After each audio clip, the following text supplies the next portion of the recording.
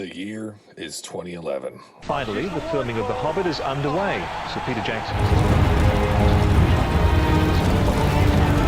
All you non-believers, disrespect us. This is The Lord of the Rings, the card game. It's by Fantasy Flight Games, and it's a living card game. Can't wait. 2011 saw the release of the greatest modern card game, The Lord of the Rings, the card game. But the game wasn't the greatest card game yet. In fact, it would take several years before the game could claim that perch. There are three things that make The Lord of the Rings, the card game, great. In part one of this series, we talked about the lore of Middle-earth and how it's a great environment in which to set your expandable card game. Part two of this series, we talked about cooperative play and how The Lord of the Rings, the card game, makes you feel like you're really part of a fellowship. Today, we're gonna go back in time and relive the development of this game from that of a grumpy little halfling of a game to one whose card pool is commensurate with being the greatest modern card game. When I tell people that my favorite card game is Lord of the Rings, the card game, but it needs a healthy dose of expansions to really get the full experience, people are understandably a little bit frustrated by that. They'll say things like, well, I was looking for something to play instead of Love Letter. That's a bit much to ask. And that's fair. It's as if I came and said my favorite car was the Ultimate GTR, which is a kit car you have to buy from Great Britain and build in your garage. So I said, I was like, well, I was kind of just sick of my Ultimate. I wanted something more realistic. That's not the right comparison for Lord of the Rings, the card game. There's a whole other niche of the tabletop gaming hobby that isn't really even a part of board gaming, and that is the trading card game hobby, or collectible card games. Games like Yu-Gi-Oh!, Pokemon trading card game, Magic the Gathering. Each of these games is a hobby in and of itself. There's a meta to chase. You'll spend more money on any of these games than you would the Lord of the Rings, the card game. But funnily enough, if someone came to you and said their favorite game was the Pokemon trading card game, most people wouldn't even bat an eye. Be like, oh, I get it. It's as if, a 4-year-old came to you and said their favorite car is a Bugatti. Or actually, if anybody came to you and said their favorite car is a Bugatti. It's like, oh yeah, I get it. Which isn't really fair to the Lord of the Rings, the card game. After all, I like money. to pick on Pokemon for a little bit, all of the releases for the game are really just repackages of the same stuff. Yeah, you get new cards over time, but mechanically there's not too much going on. And within sets of cards, you'll just have different packages of just basically booster packs and some promo cards and sleeves just packaged a little bit differently every time. Tortilla with cheese, meat, or vegetables. It's like how Jim Gaffigan describes Mexican food. It's almost a conspiracy.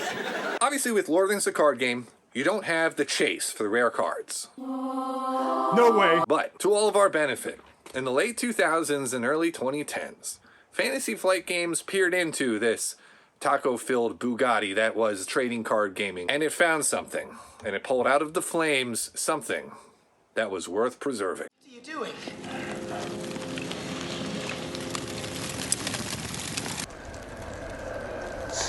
There were markings. In the effort of wrestling deck construction away from trading card games, Fantasy Flight Games created the living card game model, which is a card game that's expandable, but does not rely on booster packs. Rather, you buy packs with known cards. Fantasy Flight Games made 11 of these games, 3 of which were cooperative, and Lord of the Rings, the card game was the first of the cooperative living card games. Not all of these games were successful. By 2024, only 3 of the original 11 living card games were still in circulation. Just so happens, it was the 3 cooperative games. Safe to say, there's something about deck construction in a cooperative environment where you don't have to chase the meta, but obviously you need a bit of a card pool to make that experience rewarding. So let's walk through how this card pool for Lord of the Rings, the card game, was built out, starting with 2011's core set. Upon cracking open the Lord of the Rings, the card game core set, of which I prefer actually the original cover art, slightly over the revised edition, you had different categories of cards to look through. On the player card side, you had hero cards, which exist outside your deck, but are nonetheless a part of your team, and all the player cards consisting of allies, events, and attachments. As far as the enemies, you have encounter cards, and the actual quests cards, representing the 3 different quests that your fellowships would embark on. Starting first with the hero cards. Now, when you have the beginning of a game like this, you have to consider that they know expansions are coming. So the heroes in the core set weren't necessarily all the most famous heroes from the story of Lord of the Rings and The Hobbit. You had Aragorn, Gimli, and Legolas. That makes sense. You gotta have the three hunters. You also had famous figures from the movies. You had Éowyn as a major character from The Two Towers and Return of the King. Instead of a hero like Éomer or Theoden, you had Theodred, who had very limited screen time in the movie. Provide an interesting way to actually get to play Theodred, since we never got to really know him that well. You had Glóin, Gimli's father, who actually seemed pretty old for the setting here. He was actually really more of a Hobbit hero. Immediately starts to show how the game will be mixing time frames a bit, especially between characters from The Hobbit versus characters during the time of the Lord of the Rings. Glorfindel was not actually mentioned in the movies, but those familiar with Middle-earth at large are familiar with Glorfindel, who's so OP they didn't even send him on the Fellowship. Then, interestingly, you had Denethor, who's really more of a bad guy, at least in the movies. So it was a little bit strange to be going with him as a Gondor hero as opposed to someone like Boromir or Faramir right out of the core set. Then you had a lot of characters that were carryovers from Middle-earth quests, like Thalin and Beravor. What sticks out amongst these heroes are a few things. First of all of the heroes have a threat cost that is equal to the sum of all of their traits. So that's willpower, attack, defense, and health. For example, Aragorn has a cost of 12. He has willpower of 2, attack of 3, defense of 2, and health of 5. The fact that all of the heroes were costed this way means that there are going to be better values than others. In the game, you don't get to use all of your traits every turn. Your heroes aren't as valuable as all your traits put together. It's really as valuable as the traits you're able to utilize. So there are going to be some overcosted heroes and some undercosted ones. Glorfindel, for example, ended up being a very overcosted hero. It's not clear whether or not the designers knew this when they first put together the core set. Also of note, Éowyn's 4 willpower, being 2 more than Aragorn, 1 more than Glorfindel. Éowyn is a great character. 4 was a tough number to beat. Like, that's really thinking, like, twice as much willpower as Aragorn until he gets some certain attachments on him. Éowyn was a beast and was a card that many people needed to use to survive the scenarios of the core set. Some notable player cards. Within the leadership cards, you had wins and losses. For example, the very inexpensive Snowborn Scout become a staple of many decks, while the significantly overcosted Brock Ironfist would rarely see play. On the tactics side, most notable was the 6-cost Beorn, who was actually a stronger battler than any of the heroes, and was a card that many people, their entire strategy would be centered around trying to get Beorn into play. Amongst the Spirit allies, you had Wandering Took, who looks quite a bit like Pippin, and I'll mention there were no Hobbit heroes in the actual core set, which is probably a good decision, to be honest. With the game being so new, it wasn't clear how to make a hero with low attributes be really an effective hero. It seemed to be a bit hit and miss. But the Hobbits would be coming later. The rules of Lord of the Rings, the card game, allow you to have 3 of every player card,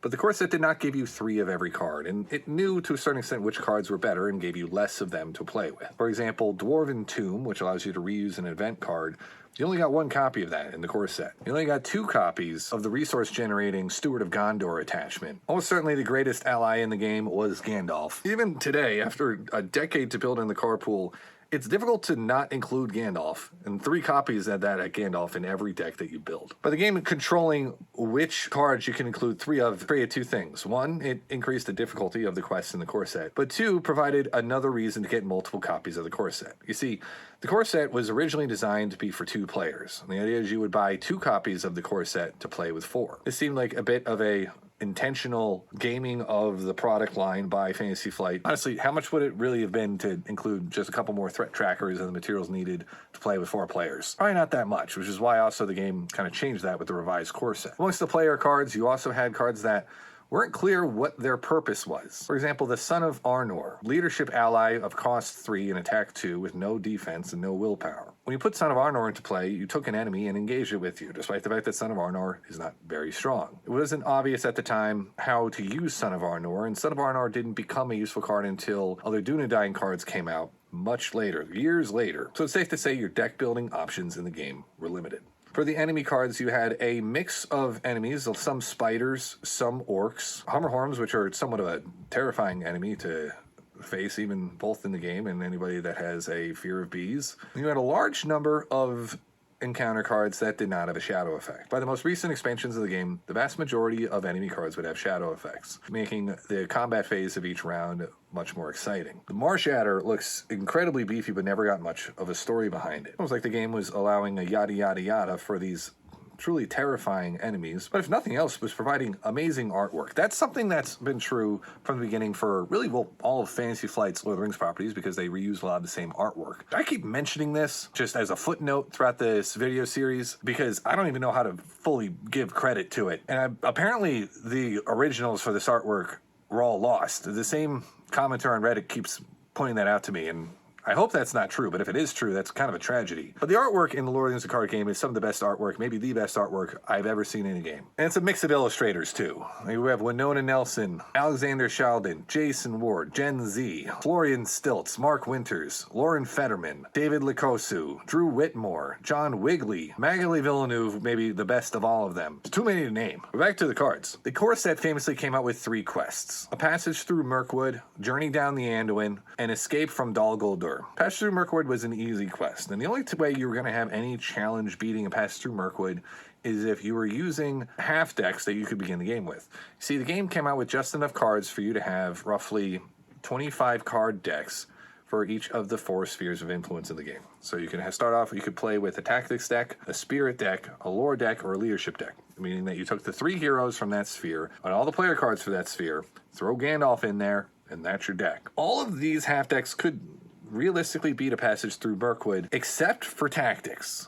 The tactics deck was completely unworkable right out of the core set. And the problem is because it just didn't have the willpower to complete any of the quests. Your main tool for getting quest progress was Legolas and his ability to add progress to a quest upon taking an enemy out. If you use Gimli for questing every round, you're not going to have Gimli available as your strongest defender and attacker. And Thalin, even though he's going to be committed to every quest, is only doing 1 willpower each turn. So the tactics deck was immediately relegated to being a support deck, which is fine, but for people that are starting out in the game and they want to stay focused on tactics, it was not a great introduction to the game itself. But nonetheless, if you built decks that were 2 sphere decks or played with 2 players, you had a little bit more of a chance to beat the other scenarios, a journey down the Anduin and then escape from Dol Guldur. But man, those quests were hard. Journey down the Anduin sets you off against a hill troll enemy that's in play from the beginning of the game that you have to build your deck around. Escape from Dol Guldur is made more difficult the less players you have because 1 hero begins the game trapped. So if you only have 3 heroes and you're playing by yourself, that's 1/3 of your heroes that are trapped. You almost have to play with multiple players to have a chance at completing that quest. The challenge of these quests was both a blessing and a curse. It was a curse because a lot of people probably played the game and just never came back to it, and understandably so. But if you did play this game and you enjoyed it in spite of the quest challenges, you would be rewarded. You see, these quests function somewhat as a filtering mechanism for the player base. And as a result, it's almost as if you bought the game, with whatever chance that you're going to like it right off the bat, there's something like a 10 to 20% chance that you're going to start a blog around it because you liked it that much. And the benefit of these content creators came almost immediately.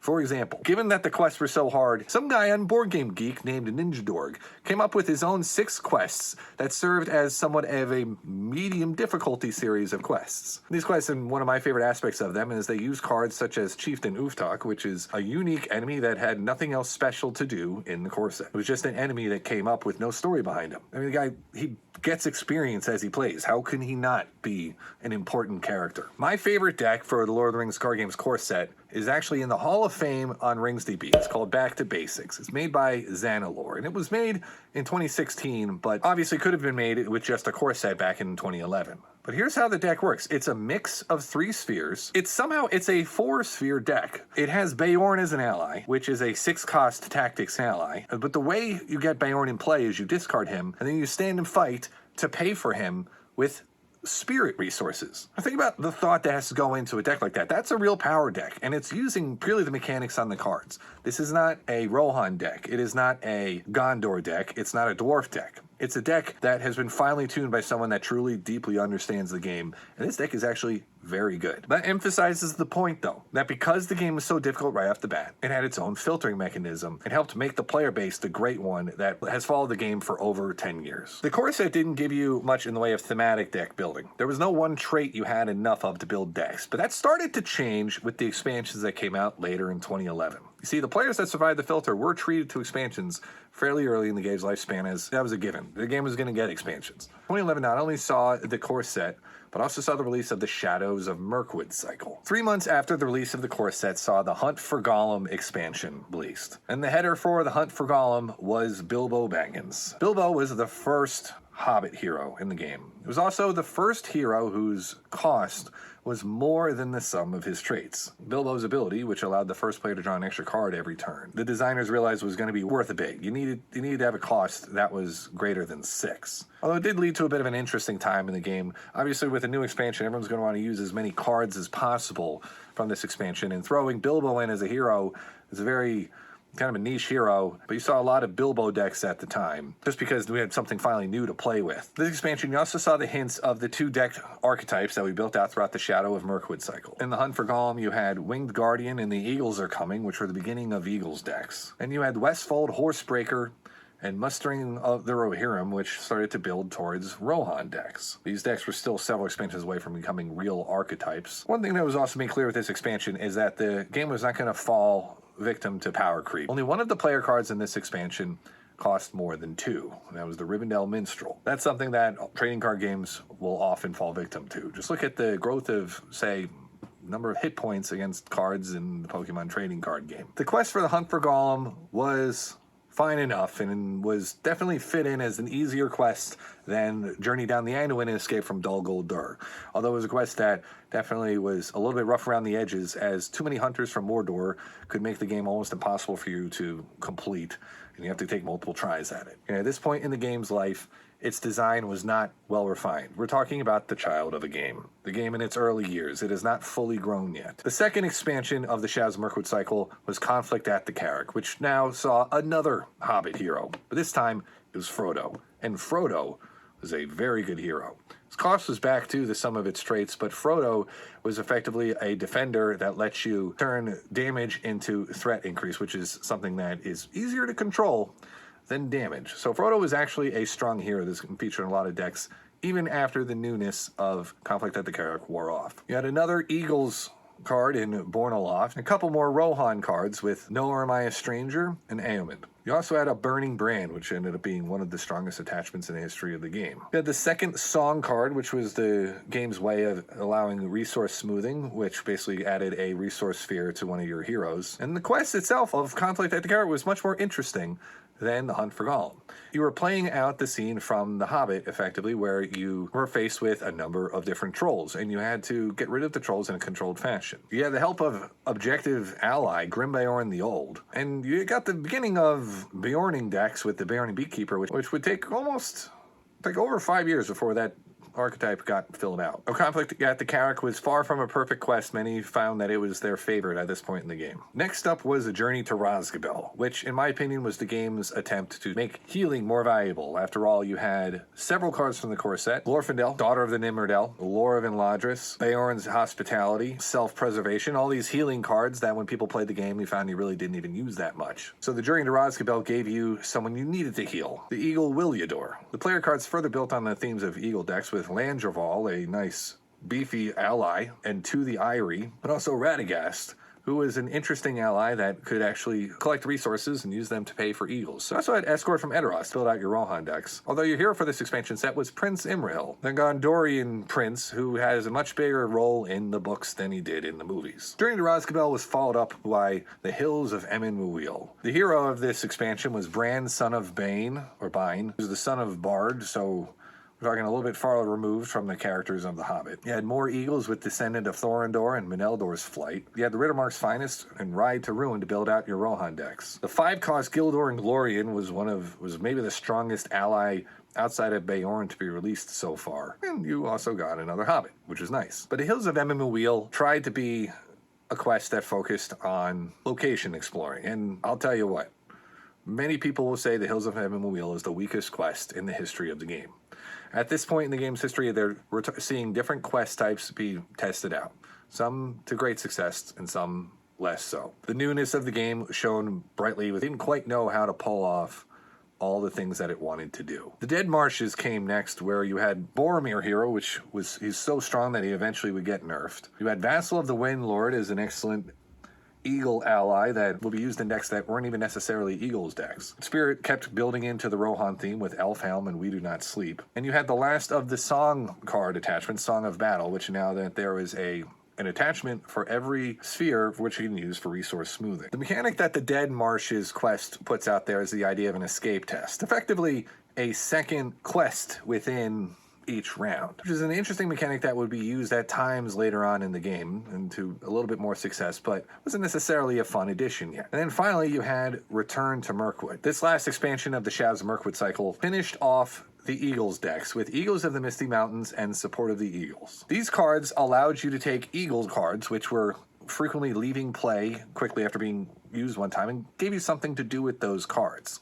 So you had a deck archetype that you could work with the Eagles cards, but it took a lot to get going and wasn't overly strong. We're talking about cards where you need to get 3 or 4 different kinds of cards working together. There's a reason why the Eagles of the Misty Mountains did not become one of the starter decks when starter decks were released about 10 years later, is because that archetype just wasn't a great one. It was overshadowed by the Rohan decks, which were finished off with Westroad Traveler and Astonishing Speed.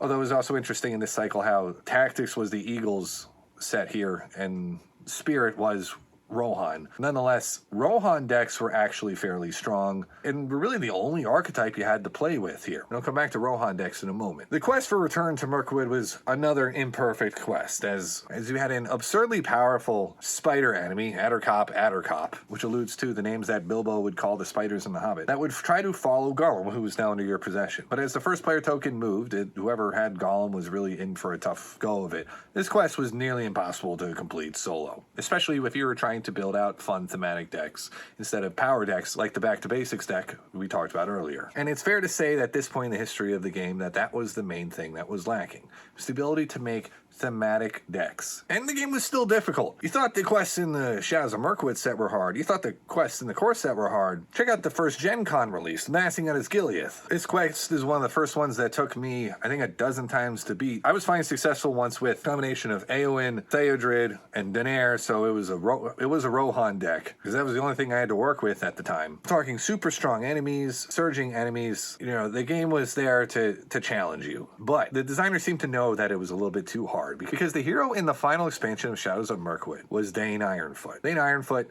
would go down as one of the strongest heroes in the history of the game, not just because he's a strong card, being a dwarf with 5 health, 3 defense, but because of how many dwarves would be coming around the corner. And with that, we end the childhood phase of Lord of the Card Game. And in the next video in this series, you will all be introduced to Dwarf Swarm. But remember to subscribe if you want to see part 4, where we see the game through its adolescent phase and talk a little bit more about the content creators that I've alluded to that sprang up out of this filtering mechanism that was the first year of the game's life. This was the first video in the series that I filmed without using any footage that I recorded at 4 a.m.